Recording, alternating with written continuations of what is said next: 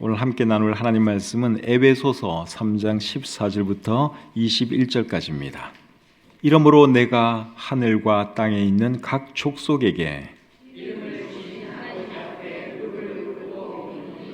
그의 영광의 풍성함을 따라 그의 성령으로 말미암아 너희 속사람을 능력으로 강건하게 하시오며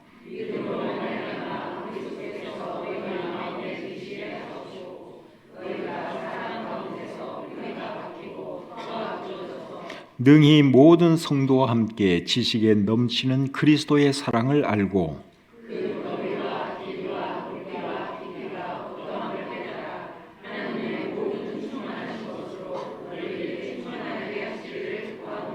우리 가운데서 역사하시는 능력대로 우리가 구하거나 생각하는 모든 것에 더 넘치도록 능히 하실 이에게 교회 안에서와 그리스도 예수 안에서 영광이 대대로 영원 무궁하기를 원하노라. 아멘. 오늘은 에베소서 3장 14절부터 21절까지 말씀을 본문으로 해서 하나님 앞에 무릎 꿇고 빕니다, 이런 제목으로 말씀 전하기를 원합니다. 본문 말씀은 사도 바울이 에베소 교회 성도들을 위해서 기도하는 내용입니다. 본문은 크게 세 부분으로 나누어집니다. 첫 번째 부분은 기도의 서론 부분이에요. 그 다음은 기도의 본론 부분이고, 그리고 마지막 부분은 기도의 결론 부분입니다. 자, 기도의 서론 부분부터 우리가 살펴보도록 하겠습니다. 14절, 15절 제가 다시 읽겠습니다. 이러므로 내가 하늘과 땅에 있는 각 족속에게 이름을 주신 아버지 앞에 무릎을 꿇고 비노니. 자, 이 말씀을 잘 보시면 바울은 하나님께 기도하면서 하나님을 어떻게 표현하고 있습니까? 하늘과 땅에 있는 각 족속에게 이름을 주신 아버지, 그렇게 표현하고 있죠. 하늘과 땅에 있는 각 족속은 하늘에 있는 천사들과 땅에 있는 사람들을 의미합니다. 그들에게 이름을 주셨다 그랬는데, 이름을 주셨다 하는 이 말의 의미는 그들을 창조하셨다 그 말이죠. 그래서 우리 하나님은 하늘에 있는 천사들도 창조하셨고 땅에 있는 사람들도 창조하셨죠. 여러분, 이런 하나님께 우리가 기도할 수 있다고 하는 것은 보통 큰 축복이 아니죠. 기도는 우리만 하는 것이 아니라 다른 종교 사람들도 다 합니다. 불교 믿는 사람들도 기도하고 힌두교 믿는 사람들도 기도하고, 모든 종교의 기도는 다 있습니다. 그런데 기도와 관련해서 제일 중요한 것은 바른 대상에게 기도하는 것입니다. 엉뚱한 대상에게 기도하면 아무리 기도를 많이 해도 의미가 없습니다. 아무런 의미가 없습니다. 그러나 살아계신 우리 하나님께 기도하면 한 번을 기도해도 의미가 있죠. 왜냐하면 하나님은 살아계시고 우리의 기도를 들어주시기 때문에 그렇습니다. 그래서 우리 하나님이 어떤 하나님이시냐? 하늘과 땅에 있는 각 족속에게 이름을 주신 아버지가 되시는 분이다 그 말이에요. 다시 말하면 우리 하나님은 창조주 하나님이시다, 그렇게 말씀을 하고 있습니다. 그 하나님께 사도 바울이 기도를 하는데 어떤 자세로 기도를 했는가 하면 무릎을 꿇고 기도했습니다. 14절 15절 다시 한번 읽겠습니다. 이러므로 내가 하늘과 땅에 있는 각 족속에게 이름을 주신 아버지 앞에 무릎을 꿇고 비노니. 어떤 자세로 기도했어요? 무릎을 꿇고 기도했죠. 기도할 때는 어떤 자세로 기도해야 한다 하는 말씀은 성경에 없습니다. 앉아서 기도할 수도 있고 서서 기도할 수도 있고 엎드려서 기도할 수도 있고 자세는 우리 성경에 언급이 없으니까 아무 자세나 기도할 수 있어요. 그런데 바울은 무릎 꿇고 기도를 했습니다. 그냥 말로만 이렇게 하는 것이 아니라 그는 실제로 무릎 꿇고 기도하기를 참 좋아했습니다. 사도행전 20장 36절에 보시면 이렇게 기록되어 있어요. 이 말을 한 후 무릎을 꿇고 그 모든 사람들과 함께 기도하니. 여기도 보면 무릎을 꿇고 다른 사람들과 함께 기도했다, 그렇게 말을 하고 있죠. 그리고 21장 5절에 보시면 끝부분에 우리가 바닷가에서 무릎을 꿇어 기도하고, 여기도 보면 사도 바울이 사람들과 함께 바닷가에서 무릎 꿇고 기도했다고 기록을 하고 있습니다. 오늘 이 본문은 사도 바울이 로마 감옥에서 기록을 했어요. 차가운 로마 바닥에 무릎을 꿇고 사도 바울이 하나님께 기도한 내용이 오늘 본문의 내용입니다. 무릎 꿇고 기도한 사람들 중에는 다니엘도 있습니다. 다니엘서 6장 10절에 이렇게 기록되어 있습니다. 다니엘이 이 조서에 왕의 도장이 찍힌 것을 알고도 자기 집에 돌아가서는 윗방에 올라가 예루살렘으로 향한 창문을 열고 전에 하던 대로 하루 3번씩 무릎을 꿇고 기도하며, 다니엘도 여러분 무릎을 꿇고 기도했다 그렇게 말씀을 하고 있죠. 무릎 꿇고 기도한 사람 중에 제일 원조는 제 생각에는 솔로몬 왕 같습니다. 솔로몬 왕이 무릎 꿇고 기도한 것은 열왕기상 8장 54절에 이렇게 기록되어 있습니다. 솔로몬이 무릎을 꿇고 손을 펴서 하늘을 향하여 이 기도와 간구로 여호와께 아뢰기를 마치고, 여기 보면 솔로몬이 무릎을 꿇고 기도했다고 말씀을 하고 있죠. 열왕기상 이 말씀 그 전에는 무릎 꿇고 기도했다는 표현이 없어요. 무릎 꿇고 기도했다고 하는 표현은 솔로몬과 관련해서 이 말씀이 처음입니다. 그래서 어쩌면 무릎 꿇고 기도한 사람의 원조는 솔로몬일지도 몰라요. 아닐 수도 있고, 근데 어쨌든 성경의 기록만 보면 그렇습니다. 그리고 예수님도 무릎 꿇고 기도하셨는데 누가복음 22장 41절에 보시면 이렇게 기록되어 있죠. 그들을 떠나 돌 던질 만큼 가서 무릎을 꿇고 기도하여, 예수님도 여러분 겟세마네 동산에서 기도하실 때 무릎을 꿇고 기도하셨어요. 그리고 사도행전 9장 40절에 보시면 베드로도 또 무릎 꿇고 기도한 것이 우리 성경에 기록되어 있습니다. 무릎 꿇고 기도하는 것은 자신을 최대한 낮추어서 기도한다 그 말이죠. 그렇기 때문에 무릎 꿇고 기도하는 것은 기도의 자세로서 정말 좋은 자세라고 할 수 있습니다. 그런데 어떤 문화에서나 어떤 상황에서는 무릎 꿇고 기도하는 것이 어려울 수도 있죠. 무릎의 관절이 안 좋다든가 그런 사람은 무릎 꿇고 싶어도 무릎을 꿇을 수가 없죠. 그럴 때는 어떻게 하면 되겠습니까? 마음의 무릎을 꿇고 하나님께 기도를 드려야죠. 정말 겸손한 마음으로 낮은 자세로 우리의 마음의 무릎을 꿇고 기도할 수 있고, 또 실제로 무릎 꿇고 기도할 수 있다면 그렇게 하는 것이 참 좋습니다. 자, 두 번째로 기도의 본론 부분을 보겠습니다. 16절부터 19절까지가 이제 오늘 이 바울의 기도 내용 중에 본문에 해당되는 부분입니다. 본문에서 사도 바울이 어떻게 기도를 하고 있는지 여러분들이 한번 잘 보시기를 바랍니다. 제가 16절부터 19절까지 말씀 읽겠습니다. 그의 영광의 풍성함을 따라 그의 성령으로 말미암아 너희 속사람을 능력으로 강건하게 하시오며 믿음으로 말미암아 그리스도께서 너희 마음에 계시게 하시옵고 너희가 사랑 가운데서 뿌리가 박히고 터가 굳어져서 능히 모든 성도와 함께 지식에 넘치는 그리스도의 사랑을 알고 그 너비와 길이와 높이와 깊이가 어떠함을 깨달아 하나님의 모든 충만하신 것으로 너희에게 충만하게 하시기를 구하노라. 자, 방금 읽은 이 말씀이 사도 바울의 기도 내용이에요. 어떤 기도 드렸는지 여러분 정리가 되십니까? 정리가 잘 안 되죠. 읽었는데도 정리가 잘 안 되는 이유가 뭔가 하면 방금 읽은 이 말씀이 한 문장이라서 그래요. 엄청 길어요, 문장이. 근데 사실은 14절부터 19절까지가 다 한 문장이에요. 사도 바울의 글을 보면 문장이 굉장히 깁니다.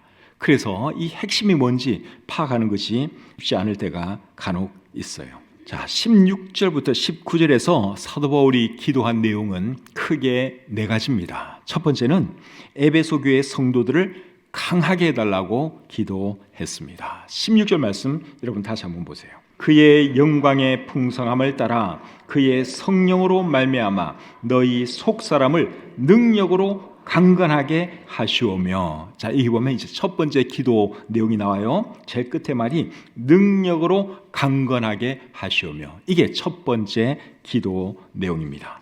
능력이라고 하는 말은 영어 성경에는 power이라는 말로 번역되어 있습니다. 그리고 사도행전 1장 8절에서는 똑같은 헬라어 단어를 능력이라고 번역하지 않고 권능이라고 번역하고 있습니다. 그리고 이 16절 말씀을 잘 보시면 이제 강건하게 해달라고 기도를 하고 있는데 무엇으로 말미암아 강건하게 해달라고 기도했습니까?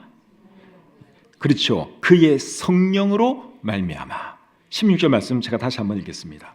그의 영광의 풍성함을 따라 그의 성령으로 말미암아 너희 속사람을 능력으로 강건하게 하시오며. 16절에 보시면 어떤 단어가 중요한가 하면 성령이라고 하는 단어가 중요하고 그리고 능력이라고 하는 단어가 중요합니다. 근데 이 두 단어가 들어가 있는 유명한 성경 구절이 뭔가 하면 사도행전 1장 8절 말씀이죠. 오직 성령이 너에게 임하시면 너희가 권능을 받고, 권능이나 오늘 이 본문의 능력이나 같은 말이에요.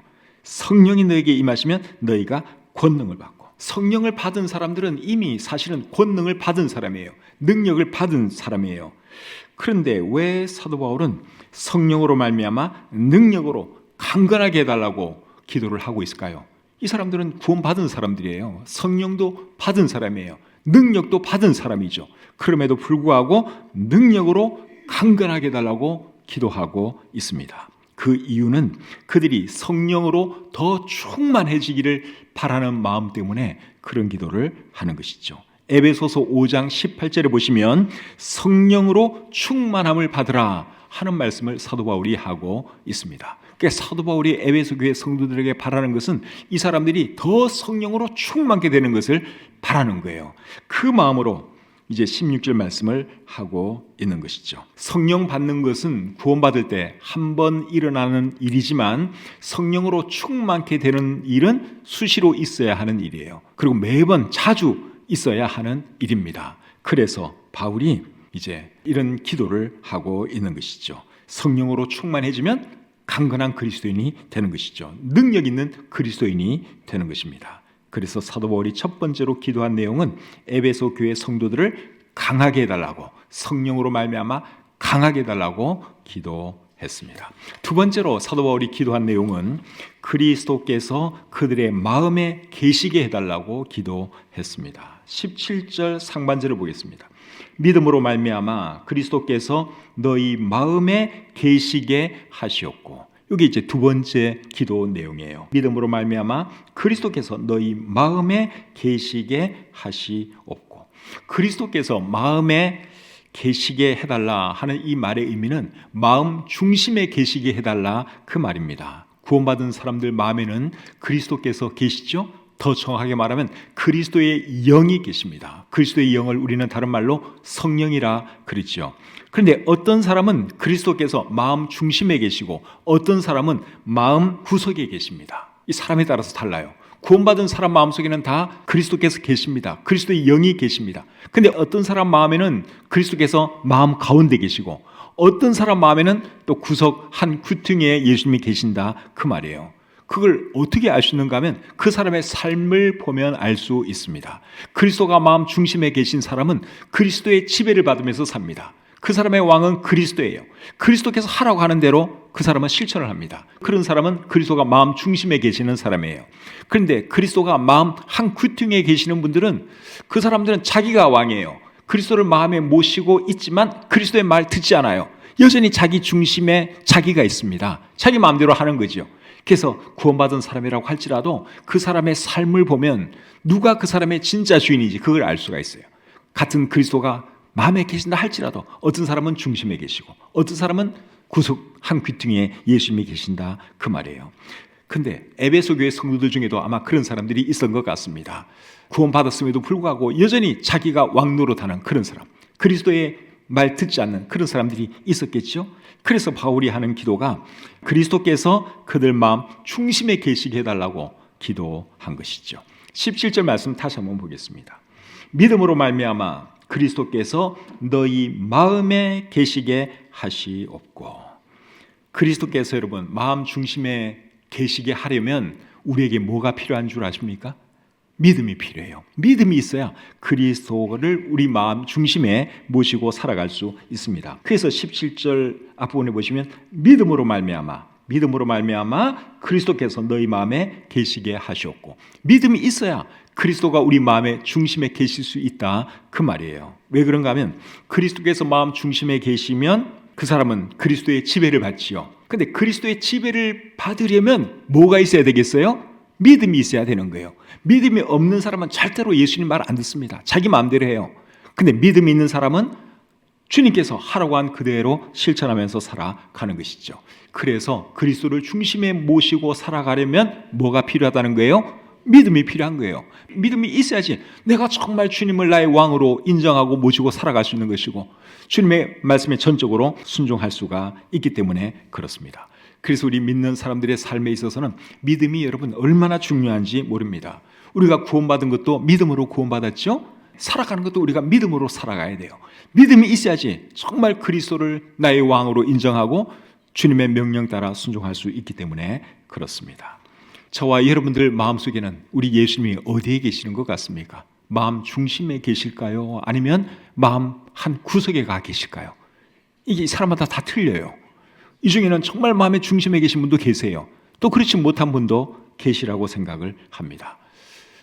내 삶의 주인이 여전히 나인 사람은 그리스도는 저쪽 보이지 않는 그곳에 지금 계실 거예요. 우리 주님이 너무너무 슬퍼하시죠. 그런 분 계시면 다시 주님을 마음 한가운데 제일 좋은 자리에 내어드리기를 바랍니다. 그 자리에 주님을 모시고 살아가시기를 바랍니다. 요한계시록 3장 20절에 이런 말씀이 있습니다. 볼지어다 내가 문 밖에 서서 두드리노니 누구든지 내 음성을 듣고 문을 열면 내가 그에게로 들어가 그와 더불어 먹고 그는 나와 더불어 먹으리라. 많이 들어본 말씀이죠. 이 말씀은 안 믿는 사람들에게 예수님이 하시는 말씀이 아니에요. 믿는 사람들에게 하시는 말씀입니다. 지금 예수님이 문 밖에 서서 문을 두드리고 있다는 거예요. 이 말씀의 의미는 예수님께서 우리 마음 가운데 계시기를 원한다 그 말이에요. 내가 네 마음 가운데 앉기를 원하니 좀 나를 가운데로 초대하거라. 그런 주님의 말씀이시죠. 우리 주님이 우리 마음 바깥으로 밀려나 있다면 여러분 오늘 다시 주님을 마음 한가운데 모시고 주님을 나의 왕으로 인정하고 주님 말씀에 순종하며 살아가는 저와 여러분들이 될 수 있기를 바랍니다. 세 번째로 에베소 교회 성도들을 위해서 기도하는 내용은 그리스도의 사랑이 얼마나 크고 놀라운지 그들이 알게 해달라고 기도하고 있습니다. 17절 하반절부터 19절 중간까지 보겠습니다. 너희가 사랑 가운데서 뿌리가 박히고 터가 굳어져서 능히 모든 성도와 함께 지식에 넘치는 그리스도의 사랑을 알고 그 너비와 길이와 높이와 깊이가 어떠함을 깨달아. 자, 여기까지가 세 번째 기도 내용이에요. 18절 마지막 말이 중요합니다. 지식에 넘치는 그리스도의 사랑을 알고. 이것이 사도 바울의 세 번째 기도 제목이에요. 그리스도의 사랑이 얼마나 크고 놀라운지 그들로 하여금 깨닫게 해 주십시오. 그런 기도를 지금 하고 있습니다. 지식에 넘치는 그리스도의 사랑, 이런 표현이 있는데 이 표현의 의미가 뭐겠습니까? 지식에 넘치는 그리스도의 사랑. 이 말의 의미는 인간의 지식을 뛰어넘는 그리스도의 사랑, 그런 뜻입니다. 17절 하반절부터 19절 상반절까지의 말씀을 세번역 성경으로 제가 한번 읽어드려 보겠습니다. 여러분이 사랑 속에 뿌리를 받고 터를 잡아서 모든 성도와 함께 여러분이 그리스도의 사랑의 너비와 길이와 높이와 깊이가 어떠한지를 깨달을 수 있게 되고 지식을 초월하는 그리스도의 사랑을 알게 되기를 빕니다. 세번역으로 이렇게 보니까 훨씬 더 파악하기가 쉽죠. 제일 마지막 말이 세 번째 기도 제목이에요. 지식을 초월하는 그리스도의 사랑을 알게 되기를 빕니다. 여러분, 세상에는 아름다운 사랑도 많고 위대한 사랑도 많죠. 부모가 자식을 사랑하는 그 사랑도 정말 위대한 사랑이에요. 제가 볼 때 사람들 간의 사랑 중에서 가장 위대한 사랑은 부모가 자식이 사랑하는 그 사랑이라고 생각을 합니다. 그런데 부모의 사랑도 그리스도의 사랑에 비하면 또 아무것도 아니에요. 로마서 5장 6절부터 8절까지의 말씀 제가 한번 읽어보겠습니다. 우리가 아직 연약할 때에 기약대로 그리스도께서 경건하지 않은 자를 위하여 죽으셨도다. 의인을 위하여 죽는 자가 쉽지 않고 선인을 위하여 용감히 죽는 자가 혹 있거니와 우리가 아직 죄인 되었을 때에 그리스도께서 우리를 위하여 죽으심으로 하나님께서 우리에 대한 자기의 사랑을 확증하셨느니라. 자, 이 말씀을 잘 보시면 그리스도의 사랑이 위대한 이유가 뭡니까? 그리스도는 하나님이시죠? 하나님이신 그리스도께서 누구를 사랑하셨다는 거예요? 죄인을 사랑하셨다고 말씀을 하고 있죠. 여러분, 부모가 자식을 사랑하는 것은 자기 자식이기 때문에 사랑하는 거예요. 맞죠? 자식이 자식이기 때문에 사랑하는 거예요. 연인이나 부부가 서로 사랑하는 이유는 뭡니까? 뭔가 끌리는 게 있기 때문에 사랑하는 거예요. 나의 필요가 있든지 뭔가 매력적으로 보이기 때문에 이제 연애가 시작되고 사랑이 시작되고 부부가 되고 결혼하고 뭐 그러는 거예요. 근데 거룩하신 하나님이 죄인을 사랑하는 이유는 뭘까요? 이거는 여러분 인간의 말로 설명을 할 수가 없어요. 거룩하신 하나님이 뭐가 답답해서 추악한 죄인을 사랑하겠습니까? 인간의 논리나 인간의 상식으로는 이게 도저히 설명할 수가 없는 거예요. 그래서 그리스도의 사랑을 어떻게 표현했어요? 지식을 초월하는 사랑이다. 인간의 지식을 뛰어넘는 그런 사랑이라고 오늘 이 본문이 우리에게 말씀하고 있는 거죠. 예수 그리스도의 사랑을 제일 잘 묘사한 찬송가 가사가 저는 찬송가 304장이라고 생각됩니다. 이런 가사예요. 그 크신 하나님의 사랑 말로 다 형용 못하네.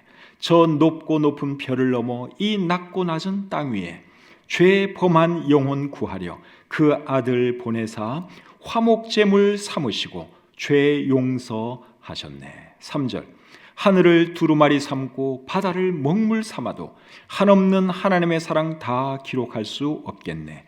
하나님의 크신 사랑 그 어찌 다 쓸까? 저 하늘 높이 쌓아도 채우지 못하리. 하나님의 크신 사랑은 측량 다 못하네. 영원히 변치 않는 사랑 성도여 찬양하세. 우리 하나님의 사랑을 잘 묘사하고 있죠. 우리 하나님의 사랑은 말로 다 표현할 수가 없어요. 왜 하나님이 나 같은 사람을 사랑했는지 설명할 길이 없어요. 인간의 모든 상식과 논리를 뛰어넘는 사랑이에요. 그 사랑에 늘 감사하면서 감격하면서 살아가시는 저와 여러분이 될 수 있기를 바랍니다. 네 번째로 바울이 기도하는 내용은 하나님의 모든 충만함으로 충만하게 해달라고 기도하고 있습니다. 19절 하반절입니다. 19절 중간부터 보시면 하나님의 모든 충만하신 것으로 너희에게 충만하게 하시기를 구하노라. 이것이 사도 바울의 네 번째 기도입니다. 하나님의 모든 충만함으로 충만하게 해 주십시오. 이것이 사도 바울의 네 번째 기도예요. 여러분, 하나님의 충만함으로 충만하게 된다 하는 이 말의 의미가 뭐겠어요? 이게 굉장히 추상적인 말 같아요.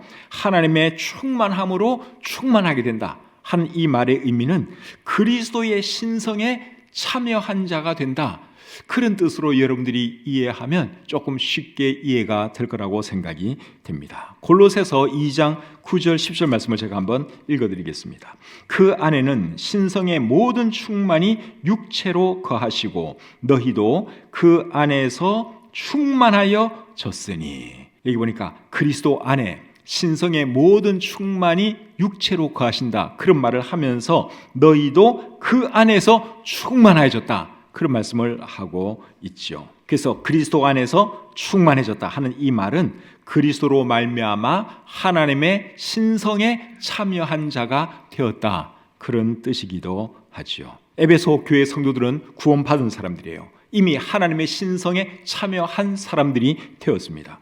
그런데 왜 바울은 하나님의 충만함으로 충만케 해달라고 기도를 하고 있을까요? 그 이유는 그들이 더 성령 충만하고 더 그리스도를 닮은 사람이 되게 해달라는 뜻에서 그런 기도를 하는 것입니다. 에베소서 5장 1절에 보시면 너희는 하나님을 본받는 자가 되라, 그런 말을 바울이 합니다. 하나님을 본받는 자가 되래요. 여러분, 사람이 어떻게 하나님을 본받을 수가 있겠습니까? 이 말의 의미는 더 그리스도를 닮은 사람이 되라, 그 말이죠. 고린도전서 11장 1절에서 바울은 이렇게 말합니다. 내가 그리스도를 본받는 자가 된 것 같이 너희는 나를 본받는 자가 되라. 그래서 우리는 여러분 사도 바울을 먼저 본받아야 되고, 나아가서는 예수 그리스도를 본받아야 되고, 최종적으로는 누구를 본받아야 하는 것입니까? 하나님을 본받아야 하는 것이죠. 에베소서 5장 1절에 하나님을 본받는 자가 되라 그랬잖아요. 우리는 어차피 하나님의 자녀들 아닙니까? 자녀는 자기 아버지를 닮는 것이 맞죠. 그래서 우리 하나님을 닮는 그런 사람이 되어야 합니다. 자, 이제 기도 내용을 다 살펴보았습니다. 내용을 쭉 살펴보니까 기도 수준이 어때요? 굉장히 높죠. 이게 뭔 말인지도 모를 정도로 차원이 높습니다. 다 영적인 내용들을 지금 말하고 있기 때문에 더 어렵게 느껴지죠. 바울의 기도를 보면서 우리가 하는 기도를 비교해 보면 우리의 기도는 주로 어떻습니까? 물질적인 기도, 육신적인 기도, 맨날 그거 하잖아요. 하나님, 이것 주세요, 저것 주세요, 잘 되게 해주세요. 다 보면 인간적인 것들이에요. 육신적인 것들이고 물질적인 것들이에요. 그런 기도가 다 틀렸다, 그렇게 말할 수는 없어요. 왜냐하면 하나님은 너희가 원하는 거 무엇이든지 구하라 그랬으니까 구할 수 있죠. 그런데 그런 기도는 수준이 높은 기도라고 할 수는 없습니다. 초등학생이 부모에게 요구하는 거하고 대학생, 대학원생이 부모에게 요구하는 것은 이게 좀 차원이 다르겠죠? 유치원 학생이 엄마에게 뭐 사달라고 하는 거 가능한 이야기예요. 근데 점점 자라면서 하나님께 기도하는 것도 차원이 높아져야 된다 하는 거예요. 그래서 우리가 하는 그 기도를 보면 우리의 영적인 수준이 나오는 거죠. 맨날 하나님께 이것 주세요, 저것 주세요 하는 사람들은 초등학생 수준의 기도, 이렇게 바울처럼 이런 기도하는 사람은 대학원 수준의 기도입니다. 그래서 우리의 수준을 조금씩 높여갈 수 있기를 바랍니다. 자, 이제 마지막으로 기도의 결론 부분입니다. 20절, 21절입니다. 우리 가운데서 역사하시는 능력대로 우리가 구하거나 생각하는 모든 것에 더 넘치도록 능히 하실 이에게 교회 안에서와 그리스도 예수 안에서 영광이 대대로 영원 무궁하기를 원하노라. 아멘. 이게 이제 기도의 결론 부분에 해당되는 말씀이에요. 이 말씀을 보시면 하나님을 어떻게 표현하는가 하면 우리가 구하거나 생각하는 것 이상으로 넘치게 주실 수 있는 분, 그렇게 표현을 하고 있죠. 우리 하나님이 여러분 그런 분이세요. 우리가 기도하는 것, 우리가 생각하는 것 그 이상으로 주실 수 있는 분이 우리 하나님이세요. 그런 하나님이 우리의 기도를 듣고 계신 여러분 얼마나 감사합니까? 우리 하나님은 우리에게 무엇이 필요한지 우리보다 더 잘 아세요. 우리는 우리 자신을 정말 잘한다고 생각하는데 그렇지 않습니다. 하나님이 우리보다 우리 자신을 더 잘 알고 계십니다. 그리고 우리 안에 계시는 성령님은 하나님께 또 우리를 위해서 간구하신다고 로마서 8장 26절과 27절에 말씀을 하고 있죠. 그 말씀 한번 읽어드리겠습니다. 로마서 8장 26절 27절. 이와 같이 성령도 우리의 연약함을 도우시나니 우리는 마땅히 기도할 바를 알지 못하나 오직 성령이 말할 수 없는 탄식으로 우리를 위하여 친히 간구하시느니라. 마음을 살피시는 이가 성령의 생각을 아시나니 이는 성령이 하나님의 뜻대로 성도를 위하여 간구하심이니라. 그러니까 우리 안에 계시는 성령님께서 우리의 필요를 아시고 하나님께 간구하신다, 그런 말씀을 하고 있습니다. 그래서 우리 하나님은 우리가 구하지 않은 것도 우리에게 주시는 거예요. 우리 필요를 우리보다 더 잘 알고 계세요. 그래서 하나님께서 우리에게 이런 것 저런 것 채워주시고 공급해 주신다 하는 것이죠. 그러면은 기도를 안 해도 되겠네요. 어차피 하나님 다 아시니까. 성령님께서 우리 대신 기도해 주시니까 기도 안 해도 되는 거 아닙니까? 근데 그건 또 아니에요. 왜냐하면 성경은 우리에게 기도하라고 말씀을 하고 있기 때문에 그렇습니다. 부모가 자식에게 무엇을 줄 때 자식이 요구한 것만 주시지는 않지요. 요구 안 한 것도 부모는 자식이 필요하다고 생각되면 주세요. 그런데 또 자식이 뭐 달라고 하면 또 그것도 주세요. 그래서 우리는 하나님께 기도는 기도대로 하고 또 미처 기도하지 못한 것도 하나님은 우리의 필요를 따라서 공급해 주시는 분이다 하는 것이 20절 말씀의 내용이죠. 21절에 보시면 21절 말씀을 여러분 다시 한번 보겠습니다. 교회 안에서와 그리스도 예수 안에서 영광이 대대로 영원 무궁하기를 원하노라. 자, 21절 말씀을 잘 보시면 교회와 그리스도를 나란히 놓고 말하는 것이 조금 독특합니다. 교회 안에서와 그리고 그리스도 예수 안에서, 교회와 그리스도를 똑같이 지금 놓고 말을 하고 있어요. 그런데 순서를 어떤 것을 더 먼저 말을 했습니까? 교회를 더 먼저 말을 하고 있죠. 교회 안에서와 그리고 그리스도 예수 안에서, 이렇게 표현을 하고 있습니다. 우리 생각 같아서는 그리스도를 먼저 말해야 될 것 같은데 그 다음에 교회를 말해야 되는데, 이런 생각이 드는데 바울은 안 그랬어요. 뒤집었어요. 교회를 먼저 앞세우고 그리고 예수 그리스도를 그 다음에 기록을 했습니다. 그렇게 하는 이유가 뭘까요? 제 생각에는 교회가 그만큼 중요한 것을 강조하기 위함이 아닌가 생각을 합니다. 에베소서 1장 23절에서는 바울이 이런 말을 하고 있습니다. 1장 23절. 교회는 그의 몸이니 만물 안에서 만물을 충만하게 하시는 이의 충만함이니라. 이 말의 의미가 상당히 어렵게 느껴지는데 핵심은 교회가 하여간에 중요하다 하는 거예요. 딱 읽으면 그렇게 느낌이 옵니다. 교회는 그의 몸이니 만물 안에서 만물을 충만하게 하시는 이의 충만함이니라. 하여튼 교회가 굉장히 중요한 것이 느껴지지요. 공동번역이 조금 쉽게 번역을 하고 있는데 공동번역은 이렇게 의역을 하고 있습니다. 교회는 그리스도의 몸이며 만물을 완성하시는 분의 계획이 그 안에서 이루어집니다. 어쨌든 하여튼 교회가 중요한 것을 사도 바울은 에베소서에서 계속 강조를 하고 있다고 하는 사실이에요. 교회의 중요성에 대해서는 예수님도 마태복음 18장에서 이렇게 말씀을 하셨습니다. 18장 18절부터 20절. 진실로 너희에게 이르노니 무엇이든지 너희가 땅에서 매면 하늘에서도 매일 것이요 무엇이든지 땅에서 풀면 하늘에서도 풀리리라. 진실로 다시 너희에게 이르노니 너희 중에 두 사람이 땅에서 합심하여 무엇이든지 구하면 하늘에 계신 내 아버지께서 그들을 위하여 이루게 하시리라.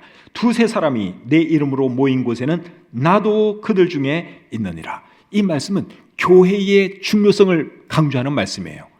두세 사람이 내 이름으로 모인 곳에는 나도 그들과 함께 있겠다. 예수님이 그렇게 말씀을 하고 있고, 너희가 땅에서 매면 하늘에서도 매일 것이요 땅에서 풀면 하늘에서도 풀릴 것이다. 그렇게 말씀을 하고 있죠. 이게 말하는 너희가 교회예요. 교회. 교회의 결정이 그만큼 중요하다 그 말입니다. 그러니까 여러분 교회를 우습게 알면 안 돼요. 교회 사람이 적게 모였다고 해서 절대로 여러분 우습게 생각하면 안 됩니다. 두세 사람이 모인 곳에도 우리 주님은 함께 하세요. 교회의 결정을 우리 하나님은 존중해 주세요. 그런 교회의 일원이 우리 한 사람 한 사람이죠. 얼마나 감사합니까? 그래서 교회를 통해서 하나님 더 잘 섬기고 또 더 좋은 교제 나누는 저와 여러분들이 되었으면 좋겠습니다. 그렇게 하시는 여러분들이 다 되시기를 우리 주님의 이름으로 축복합니다.